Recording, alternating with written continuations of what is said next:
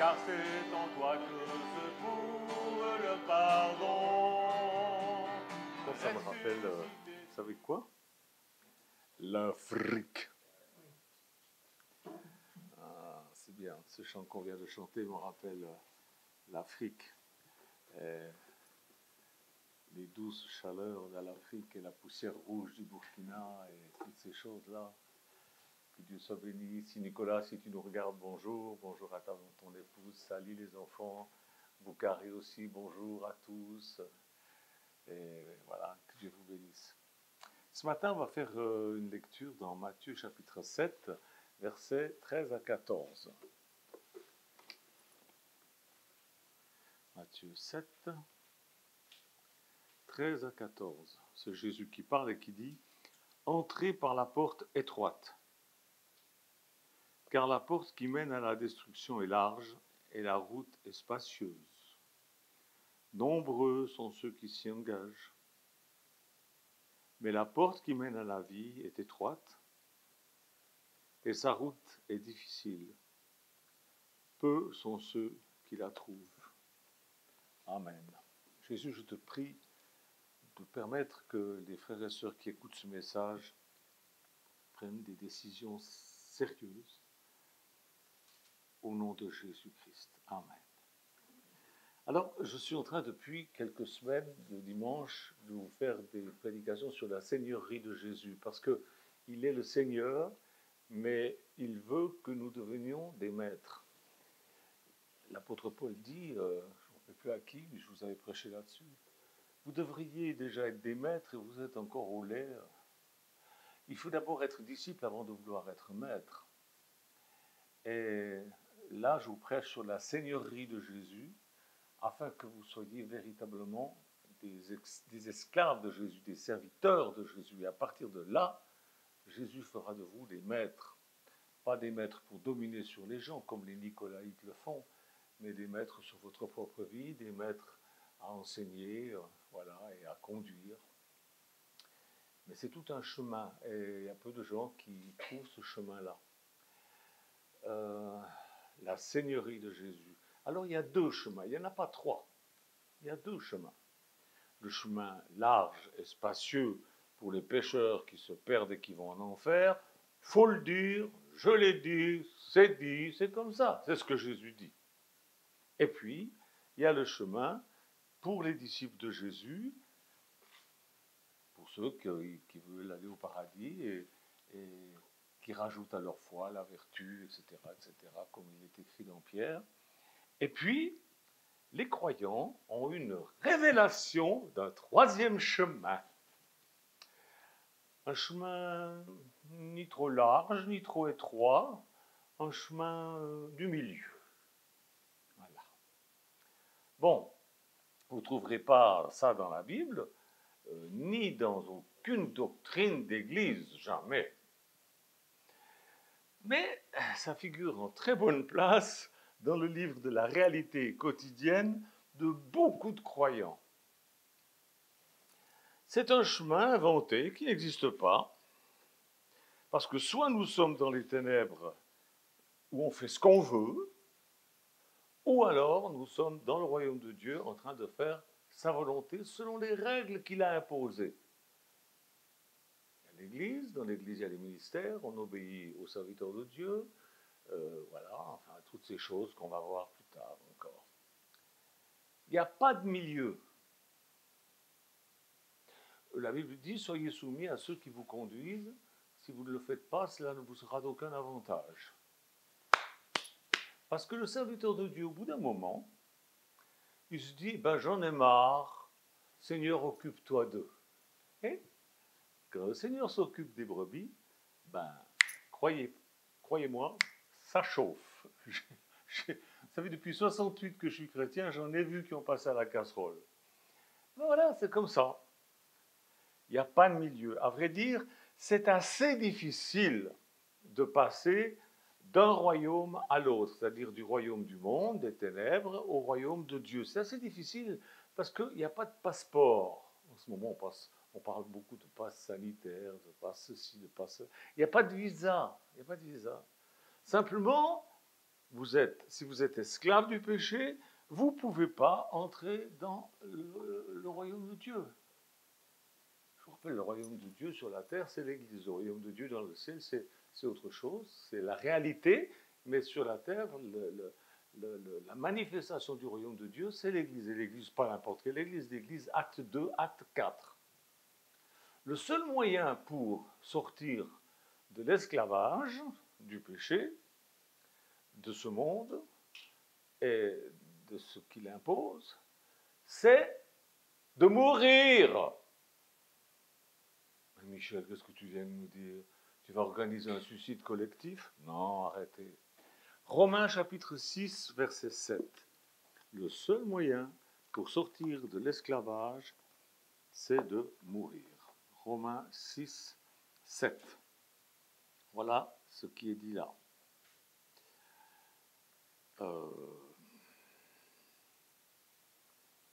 Non, c'est déjà 6, 1. Que dire alors? Devons-nous continuer dans le péché afin que la grâce soit plus abondante? Que le ciel nous en garde. Comment nous qui sommes morts au péché, pourrions-nous vivre encore dans le péché? Ne savez-vous pas que ceux qui ont été immergés dans le Messie Yeshua ont été immergés dans sa mort? Nous avons été ensevelis avec lui par l'immersion dans sa mort, par le baptême, dans sa mort, afin que, tout comme le Messie est ressuscité des morts par la gloire du Père, nous vivions nous aussi dans une vie nouvelle. Car si nous avons été unis à lui par une même mort, nous serons également unis à lui par une même résurrection. Nous savons que notre vieil homme a été mis à mort sur le poteau d'exécution, sur la croix, avec lui, pour que soit entièrement détruit le corps de notre nature pécheresse, afin que nous ne soyons plus esclaves du péché, de l'erreur. Le péché, ça signifie erreur. Car celui qui est mort est débarrassé du péché. Si nous sommes morts avec le Messie, nous croyons que nous vivrons aussi avec lui. Nous savons que le Messie a été ressuscité des morts pour ne plus jamais mourir. La mort n'a pas d'autorité sur lui, car l'événement de sa mort a eu lieu une seule fois. Il n'a plus besoin d'être réitéré, mais il est vivant et c'est pour Dieu qu'il vit. Et vous de même, considérez que vous êtes morts au péché, mais vivants pour Dieu en union avec le Messie Yeshua. Voilà ce que l'apôtre dit. Si vous voulez passer dans le royaume de Dieu, il faut que vous croyiez que vous êtes morts avec lui. Pas seulement que vous croyiez, mais que vous soyez comme des morts. Un mort, ça ne pêche pas. Pourquoi les esclaves noirs chantaient-ils toujours le ciel? Parce que c'était pour eux le seul espoir de liberté. De mourir. Il n'y avait aucun autre espoir. Eh bien, il en est de même pour nous. Ce n'est qu'en mourant que nous devenons libres du péché. Mais il y a un autre problème. Le royaume de Dieu n'accepte pas les citoyens naturalisés. Qu'est-ce que c'est que tu vas nous dire encore là, Michel? Il faut naître dans ce royaume. Imaginons que ça soit comme ça en France. Hein? On imagine, ça n'est pas comme ça, mais imaginons que ça soit comme ça en France. Je me présente au bureau de l'immigration, parce que moi je suis suisse d'origine, et je dis, je veux devenir français. Et la gentille secrétaire me dit, où êtes-vous né, monsieur Janton? Je suis né à Lausanne, en Suisse. Ok, me dit la secrétaire, ben, vous ne pouvez pas devenir français. Parce que ne sont français que ceux qui sont nés sur le territoire français. Je ne dis pas que c'est la réalité, hein, j'imagine. Mais madame, je tiens beaucoup à être français, j'adore la France, je supporte d'aller en Suisse en vacances une fois par année, parce que ma femme aime tellement la Suisse, mais moi, ça serait que moi, j'irais pas, j'aime tellement la France, je veux devenir français. Et la secrétaire me dit, mais monsieur, je viens de vous dire que le seul moyen d'être français, c'est de naître sur le territoire de la République française. Alors j'ai dit, mais comment je peux faire ça? Ben, la solution, c'est que vous mourriez et que vous renaissiez en tâchant de le faire cette fois en France. On fait rigoler, hein. C'est ça. C'est tout ce que j'ai à vous dire, monsieur Jonton. Et je pourrais repartir, voilà, comme une grosse nouille. Donc, alors, comment une personne peut-elle changer de citoyenneté spirituelle, c'est-à-dire en passant du royaume des ténèbres au royaume de Dieu? Comment? Jésus a donné la solution. Sa mort sur la croix et sa résurrection. Signifie quoi? Ça signifie ça. Tout esclave qui regarde à la croix, avec foi, se repent et est baptisé, est autorisé à compter cette mort comme la sienne. Il est autorisé à compter la mort de Jésus comme sa propre mort. Romains 6, 11. Alors, peut-être je vais là trouver le verset, parce que tout à l'heure je me suis un petit peu mélangé. Alors, je crois que je me suis tout mélangé dans les versets. Hein. Voilà. Considérez que vous êtes morts au péché, mais vivant pour Dieu en union avec le Messie Yeshua. Vous pouvez le considérer, parce que vous avez regardé à la croix. Vous vous rappelez, Moïse avait élevé un serpent dans le désert, tous ceux qui étaient en train de mourir parce qu'ils étaient piqués et mordus par les serpents qui avaient été envoyés par Dieu comme punition. Moïse leur dit, regardez le serpent et vous vivrez. Et c'était le type de Jésus sur la croix. Si tu regardes à Jésus avec foi, que tu te repens, que tu es baptisé, Jésus dit, tu es sauvé. Celui qui croira, qui sera baptisé, sera sauvé. Tu ne crois pas, sera perdu. C'est comme ça. Et c'est pas autrement, c'est les lois du royaume. Alors, si tu crois, si tu fais ça, tu meurs, Satan te perd, tu meurs, oui. Mais ensuite vient la résurrection. Par la résurrection, nous sommes transférés dans le royaume de Dieu. C'est la résurrection. La résurrection, c'est un élément très important, aussi important que l'élément de la croix. Il y a la mort, mais il y a la résurrection. C'est avec la mort, ce ne serait pas suffisant.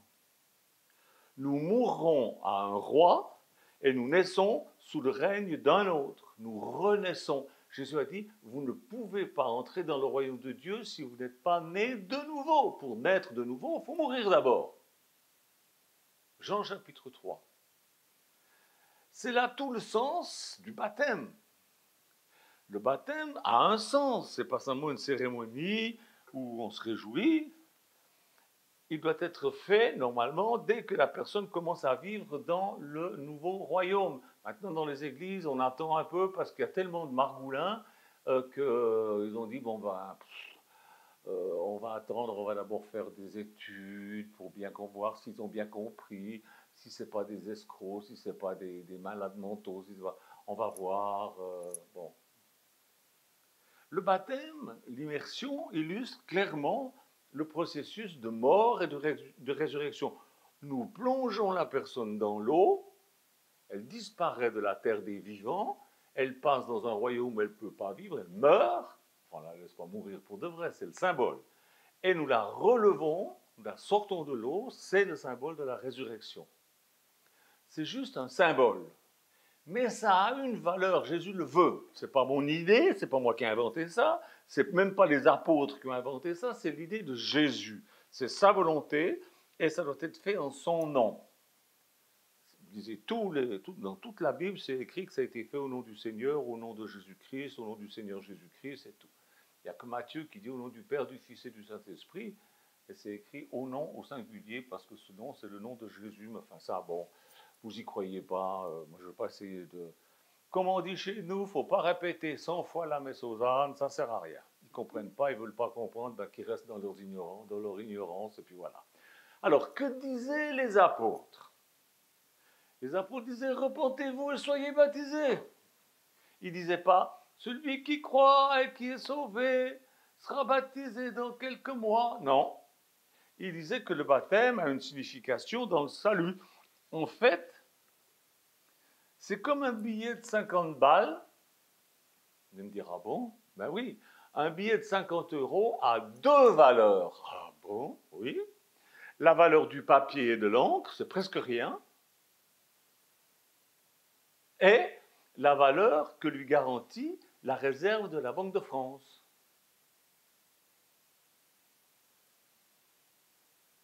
C'est pareil pour le baptême. L'eau, la cérémonie, tout ça, ça n'a pas une grande valeur.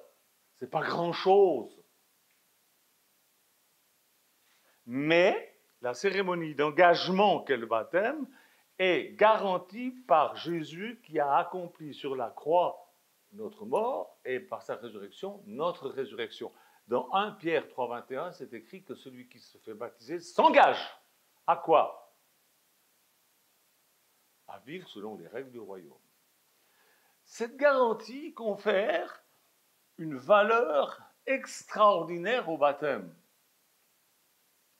Le baptême rappelle à celui qui se fait baptiser qu'il est en train de passer de la mort à la vie. C'est pas moi qui ai inventé ça. C'est pourquoi on ne peut pas baptiser les enfants. C'est pourquoi le baptême des enfants est une hérésie. C'est une combine pour avoir beaucoup de membres. On dit aux gens, si vous ne faites pas baptiser vos enfants, ils iront dans les limbes. C'est même pas écrit dans la Bible, les limbes. On ne sait pas ce que c'est les limbes, ils l'ont inventé pour faire peur aux gens. On ne baptise pas les enfants, on baptise des adultes qui s'engagent à suivre Jésus selon les règles du royaume dans l'église de Jésus-Christ, selon Acte 2 et Acte 4. C'est comme ça que c'était au départ. Et c'est comme ça que ça doit revenir maintenant, puisque Dieu est en train de rétablir toutes choses selon la prophétie. Ce n'est pas moi qui l'invente. L'église primitive y baptisait le jour même ceux qui se repentaient. Il n'assurait pas quelqu'un de son salut tant qu'il n'était pas baptisé. Non pas à cause du baptême, mais à cause de l'obéissance. Maintenant, il y a des gens qui disent, il faut que tu sois baptisé. On ne sent pas prêt. Bon, ben, fous le camp. T'as rien à faire là. C'est un peu dur, hein, ce que je dis là. Je ne suis pas prêt. C'est quoi être prêt?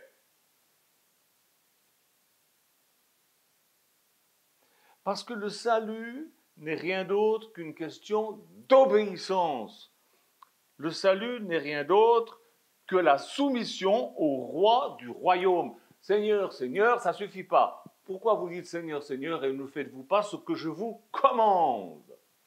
Beaucoup ce jour-là diront, mais Seigneur, je ne vous connais pas, dehors.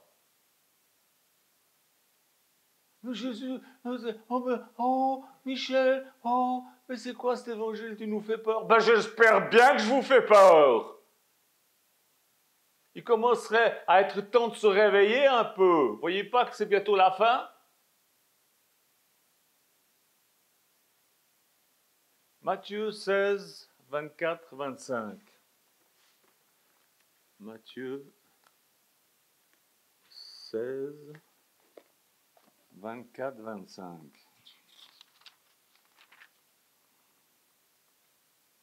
Si quelqu'un veut me suivre, c'est Jésus qui parle, qu'il dise non à lui-même, c'est-à-dire qu'il renonce à lui-même, qu'il porte son poteau, c'est-à-dire sa croix d'exécution,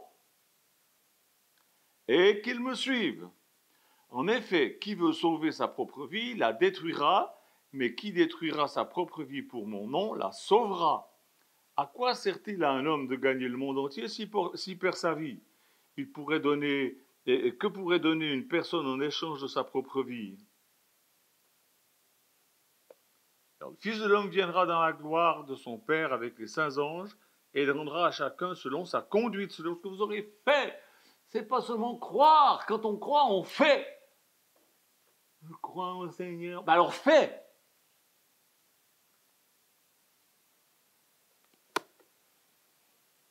Il nous faut fuir les ténèbres, le royaume de l'égoïsme, où chacun fait ce qu'il veut pour lui-même, comme il l'entend.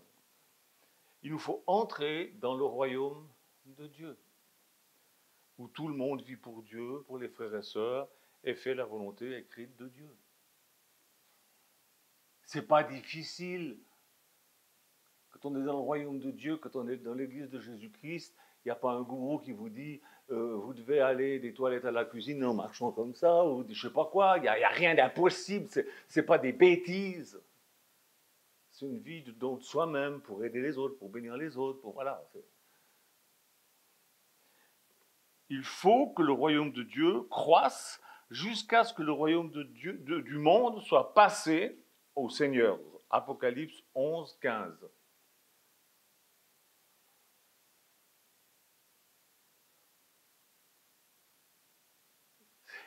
Il faut qu'il y ait une majorité de gens qui soient dans le royaume de Dieu pour engloutir le royaume du monde. Pour être dans le royaume de Dieu, il nous faut mourir à nous-mêmes, c'est clair. Et c'est pour ça que Jésus dit qu'il faut perdre notre vie si on veut être sauvé.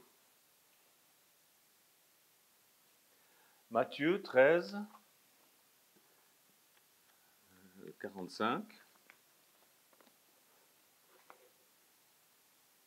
Le royaume des cieux est encore semblable à un marchand qui cherche de belles perles. Quand il en a trouvé une de grande valeur, il s'en va, il vend tout ce qu'il possède, puis il achète la perle. La perle, c'est Jésus. La perle, c'est le salut. La perle, c'est le royaume de Dieu. Vous avez trouvé la perle, vous avez trouvé Jésus. Eh bien, vendez tout pour acheter cette perle. Renoncez à tout pour avoir cette perle. C'est ce que faisaient les premiers disciples. Si vous lisez bien votre Bible, acte 2, acte 4, c'est ce qu'ils faisaient. Et aujourd'hui, les pasteurs vous disent, oui, mais ça, c'était pour autrefois. Imposteurs que vous êtes, trafiquants de la parole de Dieu, faux prophètes, misérables, conducteurs aveugles qui conduisent des aveugles, méchants que vous êtes. Et puis, vendre tout, c'est pas seulement vos biens matériels. Vous devez renoncer à vous-même. C'est terrible. Ah, mais alors, d'où Jésus. Luc 14, 26. Écoutez bien.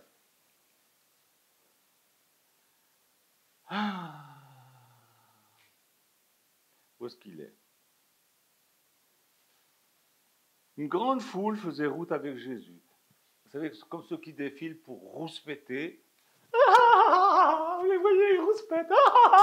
Ils manifestent. Mais ils ne manifestent pas, c'est pas ça manifester.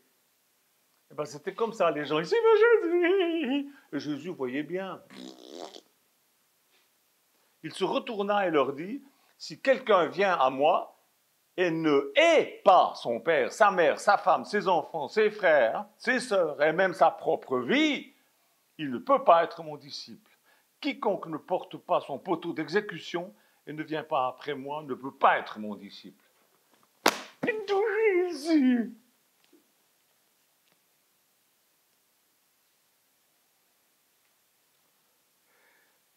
Vous avez trouvé la perle? Renoncez à tout pour pouvoir avoir cette perle. Vous devez renoncer même à vous-même. Waouh! Mais Michel, c'est pas ce que j'entends dans mon église. Je sais, ils ont inventé un troisième chemin. Chemin du milieu. C'est à vous de voir, hein? C'est à vous de voir. Ils n'ont pas bien agi en vous disant pas toute la vérité, et ils auront des comptes à rendre. Je m'en fiche de ne pas être populaire. Je m'en fiche. Jésus ne cherchait pas à être populaire. Et moi non plus, je m'en fiche. Ils ont enseigné tout ce qui est à Jésus est à vous. C'est vrai.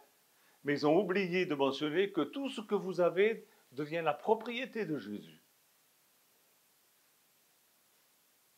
lisez la Bible. Lisez-la et lisez-la bien. Il n'y a pas de seigneurie si vous n'acceptez pas de ça, si vous n'acceptez pas ça. Il n'y a pas de seigneur. Si vous n'acceptez pas ça, ce n'est pas votre seigneur. Jésus dit, tu n'es ni froid ni bouillant. On va le lire parce que c'est mieux que dans la Bible de lire dans la Bible que plutôt que ce soit moi qui le dise. Apocalypse 3, 15.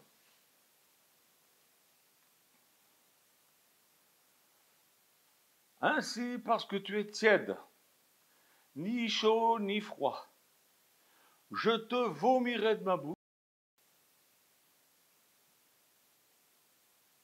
Oh, c'est Jésus qui dit ça? Oui, c'est Jésus. C'est Jésus. Tu es ni chaud ni froid, ça veut dire que tu es ni dans le chemin large et spacieux, ni dans le chemin étroit, tu es tiède, tu es à un chemin du milieu. Eh bien, je te vomirai de ma bouche. Est-ce que vous comprenez ce que ça veut dire? Pardonnez-moi, mais c'est une expression, c'est une illustration, elle ne vient pas de moi, elle vient de Jésus. C'est Jésus qui dit ça. Qu'est-ce qu'on vomit? On vomit quoi? Qu'est-ce qu'on vomit? Entrons un petit peu dans des cochonneries. Ce que nous ne digérons pas, on le vomit.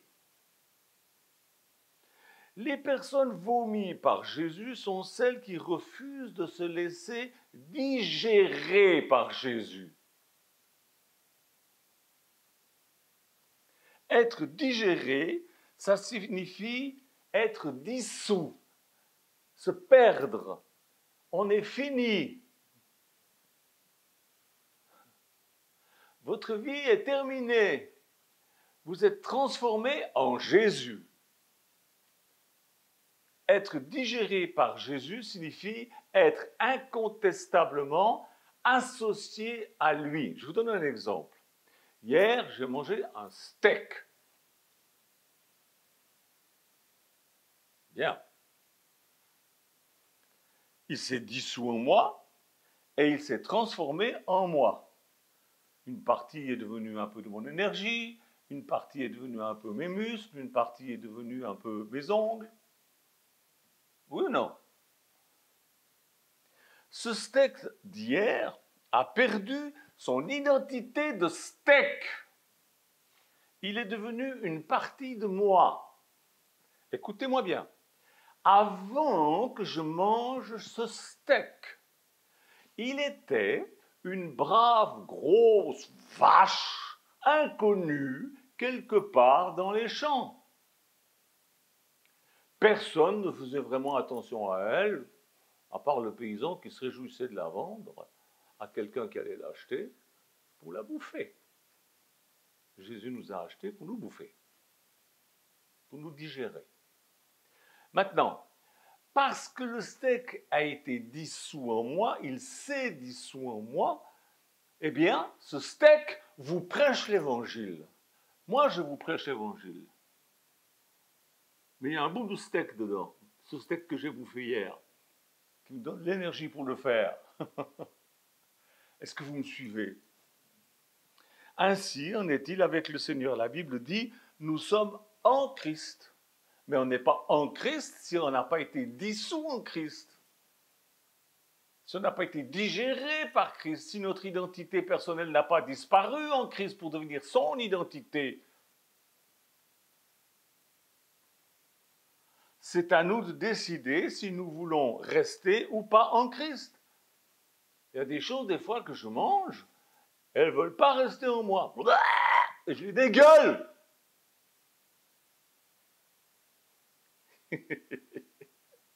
Eh oui, pour rester en Christ, il nous faut tout perdre pour devenir une partie de lui.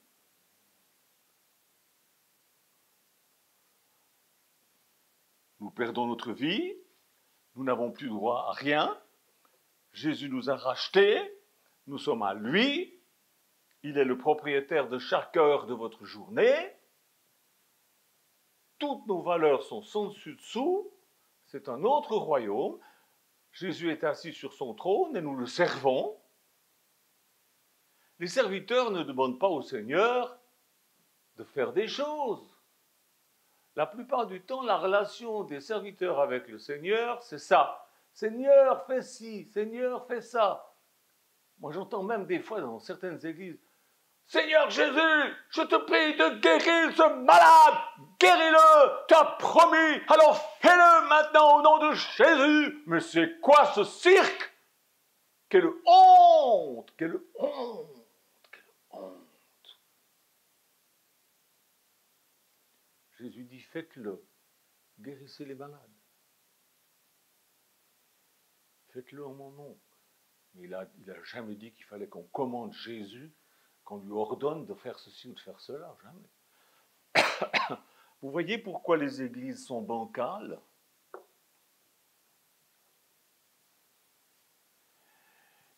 Ils n'ont même pas réfléchi à ce que signifie la seigneurie de Jésus.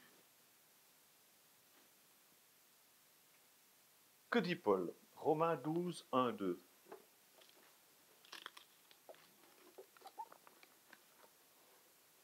Je vous exhorte donc, frères, par les miséricordes de Dieu, à vous offrir vous-même en sacrifice vivant et mis à part pour Dieu. Cela lui sera agréable, car c'est là le véritable service du temple pour vous. En d'autres mots, ne vous conformez pas aux habitudes du monde.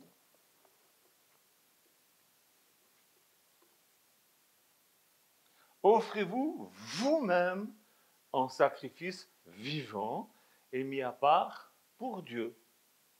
C'est ça qui lui est agréable. Rien d'autre ne lui est plus agréable. Rien. C'est cela le vrai service du temple.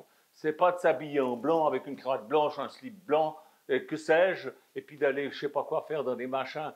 C'est pas ça. C'est pas mettre un beau costume puis aller poser son... C'est pas ça. Le service du temple, c'est ça. S'offrir soi-même en sacrifice pour Dieu, en sacrifice vivant, en sacrifice qui vit, qui fait quelque chose, qui fait quoi? La volonté écrite de Dieu, et rien d'autre. Oh, Dieu puisse vous aider à faire avec joie ce que vous avez à faire en tant que serviteur du royaume de Dieu, au nom de Jésus. Amen. Au revoir.